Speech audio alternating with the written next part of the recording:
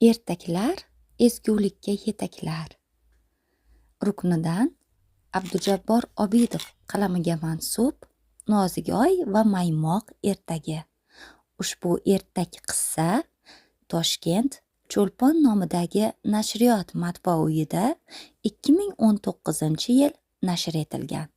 Ushbu kitobimiz 160 betdan iborat. Bu kitobda ezgulik va yaxshilik inson qalbini xoh keksa, xoh yosh bola bo'lsin nurlantiradi. Hayotga qiziqish va muhabbat bilan qarashga o'rgatadi. Nozigoy va Maymoq aynan shu haqida.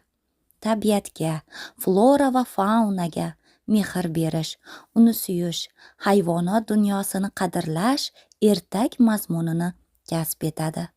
Ertak qahramoni Nozigoy aynan shunday go'zal xislatlarga ega.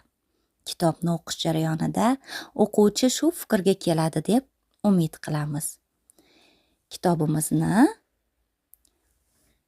Yashnobod tuman axborot kutubxona fondidan topishingiz mumkin. Aziz bolajonlar, sizlarni kutubxonamizda kutib qolamiz.